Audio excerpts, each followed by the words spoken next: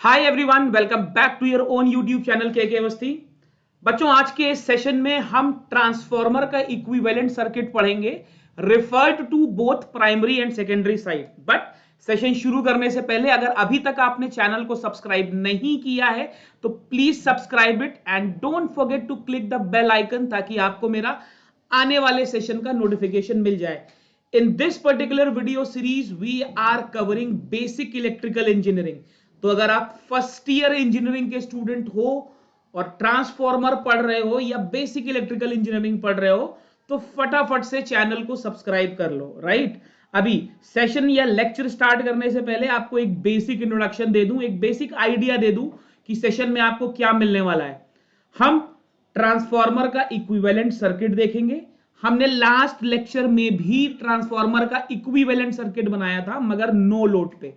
आज हम full load पे बनाएंगे, फिर इक्विवेलेंट सर्किट या अप्रोक्सीमेट सर्किट बनाएंगे and then we will refer it to primary and secondary side. Right, तो लेट्स स्टार्ट द लेक्चर। देखिए बच्चों, ये ट्रांसफॉर्मर का बेसिक सर्किट डायग्राम है। अगर आप इक्विवेलेंट सर्किट डायग्राम की बात ना करो, एक जनरल ट्रांसफॉर्मर का सर्किट डायग्राम बनाओ तो आप देख रहे हो आपने इनपुट पर एक वोल्टेज दिया, इनपुट रेजिस्टेंस रिएक्टेंस, इस V1 की वजह से इंड्यूस्ड ईएमएफ इज E1। यहां पर मैं नंबर ऑफ टर्न्स N1 और N2 कर दूं फॉर प्राइमरी एंड सेकेंडरी। और इस E1 ने म्यूचुअल इंडक्शन की वजह से सेकेंडरी में एक ईएमएफ इंड्यूस किया E2, जिसकी वजह से सेकेंडरी करंट फ्लो की और मेरे को आउटपुट पर एक वोल्टेज मिला। अब ये डायग्राम लास्ट क्लास वाले डायग्राम से डिफरेंट इसलिए है क्योंकि यहां पर मैंने लोड लगाया हुआ है। This is my load impedance. Last session में हमने जो डायग्राम देखा था वो आउटपुट ओपन सर्किट था। राइट, हमने ट्रांसफॉर्मर नो लोड पे रखा था। This is a practical transformer. मैं इसको प्रैक्टिकल ट्रांसफॉर्मर बोल सकता हूं एट लोड। राइट, देखिए ये समझना बहुत जरूरी है, तभी आप इसमें होने वाले मॉडिफिकेशन समझ पाओगे। आई बात समझ में? अब मुझे ट्रांसफॉर्मर का इक्विवेलेंट सर्किट बनाना है। तो बच्चों, इक्विवेलेंट सर्किट हमने नो लोड पे बनाया था, जहां पर हमने इस पूरे वाइंडिंग को, इस पूरे कोयल को एक इक्विवेलेंट पार्ट से रिप्लेस कर दिया था। अब यहां पर बच्चों अगर आप ध्यान से देखोगे, मेरा current I1 it has two components I0 plus I2 dash. Right, दो कंपोनेंट है बच्चों, I0 एंड I2 डैश। जहां पर मेरा I0 this is no load current. अगर आपको याद हो लास्ट क्लास में, this is no load current. No load current का मतलब अगर आउटपुट ओपन सर्किट होता तो जो करंट फ्लो करती वो I0 है। राइट, और I0 के दो कंपोनेंट हैं, ये हम ऑलरेडी लास्ट क्लास में डिस्कस कर चुके हैं। एक आपका मैग्नेटाइजिंग कंपोनेंट है, मतलब what less and what full. Right, एक I² R लॉसेस को अकाउंट कर रहा है और एक कोर में होने वाले मैग्नेटाइजेशन को अकाउंट कर रहा है। अब बच्चों, ट्रांसफॉर्मर लोड पे है। अगर I1 करंट प्राइमरी में थी, I0 यहां चली गई तो I2 डैश रिमेनिंग करंट बची। इसमें आई गेस किसी को कोई प्रॉब्लम नहीं होनी चाहिए। This is very very very basic. अब जरा ध्यान से देखो, हमारा जो इक्वेशन है that is I0 is equal to I0 plus I2 dash. अगर हमारा ट्रांसफॉर्मर लोडेड है तब I0 की value is very less, very less.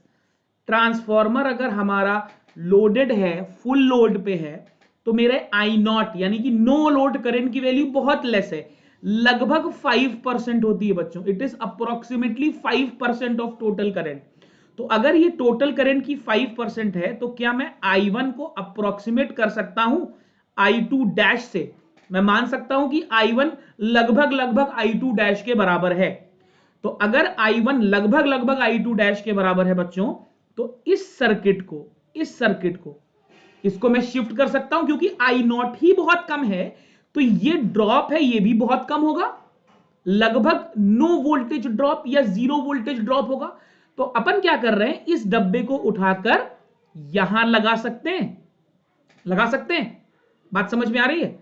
मैंने इस डब्बे को उठाकर यहां पर शिफ्ट कर दिया है, इस डब्बे को उठाकर यहां पर। अगर मैं इस डब्बे को उठाकर यहां पर शिफ्ट कर दूं तो मेरा सर्किट कैसा दिखने लगेगा? ये डब्बा मैं यहां पर लगा दूं। Is that clear? कोई फर्क नहीं पड़ेगा, मैं इसको शिफ्ट कर सकता हूं क्योंकि इस पर करंट ही बहुत कम है। अब ये मैं अपने अप्रोक्सीमेट सर्किट की तरफ मूव कर रहा हूं, अब मैं अपने अप्रोक्सीमेट सर्किट की तरफ मूव कर रहा हूं। और खास बात यह है कि अगर ये डब्बा कोई वोल्टेज ड्रॉप है नहीं, करंट बहुत कम है, तो मैं अपने सर्किट को अगर ऐसे बनाऊं तो भी गलत नहीं है, राइट? मैं दोनों एंड पे बना रहा हूं, बोथ प्राइमरी एंड सेकेंडरी। भाई जिस डब्बे का कोई काम ही नहीं है हम उसको अवॉइड कर दें, सर्किट से हटा दें, तो मेरा सर्किट कुछ ऐसा दिखाई देगा, राइट? सर्किट हमारा कुछ ऐसा दिखाई देगा। This will be R1, this will be X1, this will be R2, this will be X2, यहाँ पे V1, I1, यहाँ पे I2, यहाँ पे V2, यहाँ पे E1, यहाँ पे E2, राइट? तो this is how we move towards the approximate equivalent circuit.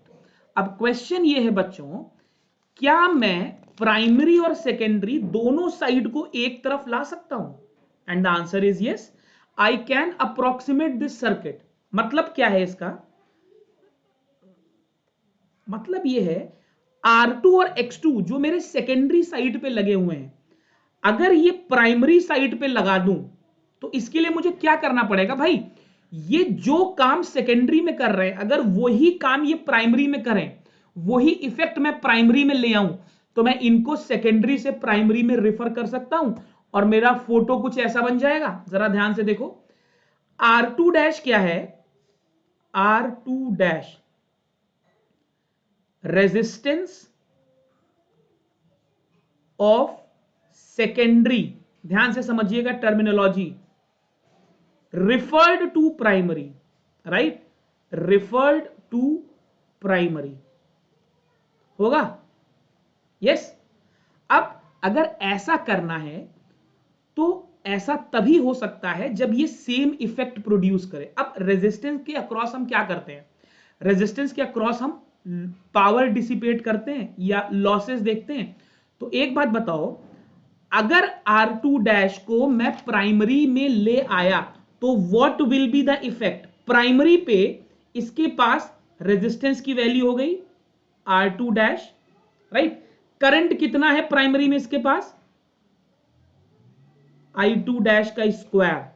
भाई ये प्राइमरी में आके उतनी ही पावर डिसिपेट करे या उतनी ही एनर्जी इन्वॉल्व करे जितनी ये सेकेंडरी में कर रहा था, तो मैं इसको प्राइमरी में बुला लूंगा और यही मैं कर रहा हूं।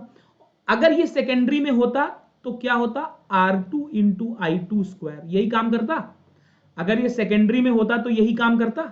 अच्छा, यहां से मैं R2 dash is equal to R2 into I2 upon I2 dash का होल स्क्वायर कर सकता हूं। बात समझ में आ रही है? राइट? बिल्कुल कर सकता हूं sir. R2 dash is equal to R2 I2 upon I2 dash. Is that very very clear? अब ट्रांसफॉर्मेशन रेशियो आप देख चुके हो। I2 अपॉन I2 डैश को मैं क्या लिख सकता हूं? इसको मैं लिख सकता हूं N1 अपॉन N2। भाई ये सेकेंडरी की करंट है, ये प्राइमरी की करंट है, राइट? वोल्टेज ट्रांसफॉर्मेशन रेशियो वाला लेक्चर आप देख सकते हो। तो अब ये R2 डैश क्या हो गया? R2 dash is the resistance of secondary referred to primary. याद रखने का तरीका क्या है? जो सबस्क्रिप्ट यहां पे है वही वैल्यू बच्चों नीचे होनी चाहिए। बिल्कुल समझ में आ गया? अगर मैं R2 को रिफर कर रहा हूं प्राइमरी में, तो जिधर रिफर कर रहा हूं वो ऊपर रखूंगा और जिसको रिफर कर रहा हूं उसको नीचे रखूंगा। तो मैं R2 को रिफर कर रहा हूं तो N2 नीचे रखूंगा। अब यहां पे I would like to tell a lot of students, देखो बच्चों, बहुत सी बुक्स में मैं इसको ऐसे भी लिख सकता था। I would have written it like this, क्योंकि मैंने आपको बताया हुआ है that N1 upon N2 is A transformation ratio. कुछ बुक इसको K लिखती हैं, बट बच्चों कुछ बुक्स ट्रांसफॉर्मेशन रेशियो को N2/N1 भी लिखती हैं, राइट, और वो भी सही है। ये आपका नॉमेनक्लेचर है। देखो ये स्टेप अप और स्टेप डाउन पे डिपेंड करता है, तो आप इस फॉर्मूले को ऐसे मत याद रखिएगा। हो सकता है आपके यूनिवर्सिटी में ऐसे बताया गया हो, या ऐसे बताया गया हो, या ऐसे बताया गया हो। नहीं, ऐसे मत याद रखना, क्योंकि जब आप कोई दूसरी बुक पढ़ोगे, अगर आप बेसिक इलेक्ट्रिकल इंजीनियरिंग अभी पढ़ रहे हो और आप इलेक्ट्रिकल इंजीनियरिंग के स्टूडेंट हो, आप आगे जाके जब कोर ट्रांसफार्मर पढ़ोगे तो आपको ये रेशियो उल्टा दिखने लगेगा, तो यू विल स्टार्ट डाउटिंग कि मैंने फर्स्ट ईयर में गलत पढ़ा था कि मैं अब गलत पढ़ रहा हूं। आपने कभी गलत नहीं पढ़ा, राइट। डिपेंड कर रहा है आप ट्रांसफार्मर रेशियो कैसे ले रहे हो। तो इसको ऐसे नहीं याद करो, इसको ऐसे याद करो, जिधर भी मैं रिफर कर रहा हूं वो टर्म ऊपर होगा, जिसको भी मैं रिफर कर रहा हूं वो नीचे होगा। तो मैं क्या कर रहा हूं, मैं सेकेंडरी को प्राइमरी में रिफर कर रहा हूं। बात समझ में आई? तो मैंने N2 नीचे लगा दिया। जैसे मैंने R2 डैश निकाला है, क्या मैं वैसे ही X2 डैश भी लिख सकता हूं? बिल्कुल लिख सकता हूं, राइट, बिल्कुल लिख सकता हूं। अगर मैं ऐसे ही R2 और X2 लिख रहा हूं, तो मैं Z भी तो ऐसे ही लिख सकता हूं, ZL डैश। भाई सेकेंडरी के लोड को मैंने प्राइमरी पे लगा दिया, मैंने उसको ZL डैश बोल दिया, कोई प्रॉब्लम नहीं है। भाई Z क्या होता है? Z होता है R प्लस JX, यही होता है। जब दोनों मल्टीप्लाइड हैं तो क्या ZL डैश ZL N1/N2 का स्क्वायर ऐसा नहीं होगा? मिल गया आपको? अब अगर आप इसको A स्क्वायर बोल रहे हो तो A स्क्वायर कर लो, अगर आप इसको K स्क्वायर बोल रहे हो तो K स्क्वायर कर लो, अगर 1/K स्क्वायर बोल रहे हो तो 1/K स्क्वायर कर लो। क्या सेकेंडरी का वोल्टेज भी रिफर नहीं होगा? बिल्कुल होगा sir. V1/V2 is nothing but N1/N2। तो आप मेरे को बताओ V2 की वैल्यू हो गई V1, N2/N1। मैं फिर से बोल रहा हूं बच्चों, प्लीज इस फॉर्मूले को A या K के फॉर्म में मत याद करना। बहुत सारे वीडियोस में आपको A स्क्वायर या K स्क्वायर बताया गया है। मैं हमेशा से कहता हूं वो कॉन्सेप्ट पढ़ो जो बाद में बदलना ना पड़े, राइट। तो आप अलग अलग स्टैंडर्ड बुक्स पढ़ोगे, सब लोग ट्रांसफॉर्मेशन रेशियो अलग अलग ले रहे हैं, तो हम वैसे याद ही ना करें, हम दूसरी तरीके से याद कर लें, राइट। R और X ये सबसे ज्यादा यूज होंगे, इससे आपको न्यूमेरिकल में भी बच्चों प्रॉब्लम नहीं होगी। मेरी बात समझ में आई? Yes, this is how my circuit will now look like. RO1 क्या हो जाएगा? Net resistance of primary, right. अच्छा, इसको लिखूंगा कैसे? RO1 को लिख सकता हूं R1 plus R2 dash, right. R2 dash को मैंने क्या लिखा हुआ है, चेक करो। R2 डैश को मैंने लिखा हुआ है R2 इंटू N1/N2 का होल स्क्वायर, ये हो गया RO1। ऐसे ही XO1 कितना हो जाएगा बच्चों?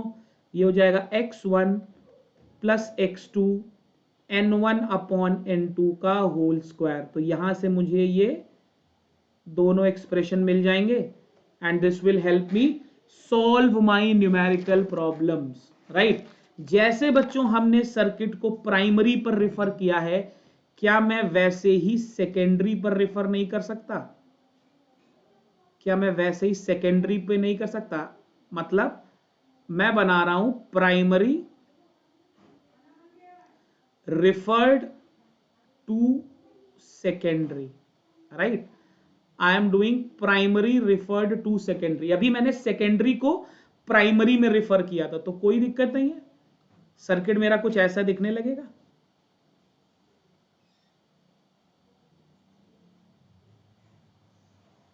दिखने लगेगा E2 I2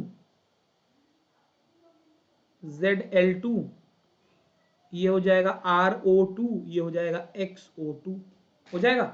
अच्छा, अब यहां पर जरा समझो, मैंने आपको ट्रिक क्या बताई थी? Primary referred to secondary, right, primary referred to secondary. अब की बार क्या हो रहा है, प्राइमरी रिफर्ड टू सेकेंडरी, यहां पर क्या हो रहा था, सेकेंडरी रिफर्ड टू प्राइमरी, यहां पर हो रहा था बच्चों सेकेंडरी रिफर्ड टू प्राइमरी। तो जरा RO2 की वैल्यू कितनी होनी चाहिए, R2, देखिए R2 प्लस मैं क्या कर रहा हूं, मैं प्राइमरी को सेकेंडरी पर रिफर कर रहा हूं, तो R1 अब की बार हो गया N2/N1 का होल स्क्वायर। मैंने ट्रिक क्या बताई, जो सबस्क्रिप्ट यहां पर वही चीज यहां पर, XO2 कितना होना चाहिए, R2, सॉरी इसको X कर लो, X2 प्लस X1 N2/N1 का होल स्क्वायर। बात समझ में आई। तो अगर मैं प्राइमरी को सेकेंडरी पर रिफर करूं तो ये मेरा आंसर आना चाहिए। फिर से बता रहा हूं, याद रखने का तरीका, जब मैं सब कुछ प्राइमरी पे ला रहा हूं तो यहां पर पहले प्राइमरी, फिर मैं सेकेंडरी को प्राइमरी पे ला रहा हूं ना, तो यहां पर लगाया R2 और जो सबस्क्रिप्ट यहां पर वही नंबर ऑफ टर्न्स नीचे, ठीक। The same goes with impedance as well. तो this was my primary and secondary referred circuit. I hope आपको समझ में आया, एंड समझने से ज्यादा इंपॉर्टेंट है आपको ये याद हो जाए। तो ये सर्किट्स बिल्कुल आपके दिमाग में छपे होने चाहिए। This is secondary referred to primary, referred to primary, right. Is that very very clear. मतलब सेकेंडरी की सब चीज मैंने प्राइमरी पे लगा दी और ये मैंने आपको इक्विवेलेंट वैल्यूज बता दी। So this brings us to the end of the session. I hope आपको सेशन अच्छा लगा, समझ में आया। देखो सारे लेक्चर्स अगर कंटिन्यूएशन में देखोगे तो बिल्कुल समझ में आएगा, ठीक है ना। तो अगर आपने अभी तक चैनल को सब्सक्राइब नहीं किया है तो फटाफट से सब्सक्राइब कर लो, और हाँ, घंटी दबाना मत भूलना, ताकि जब भी मेरा नेक्स्ट लेक्चर आए आपको नोटिफिकेशन मिल जाए। Take very good care of your self.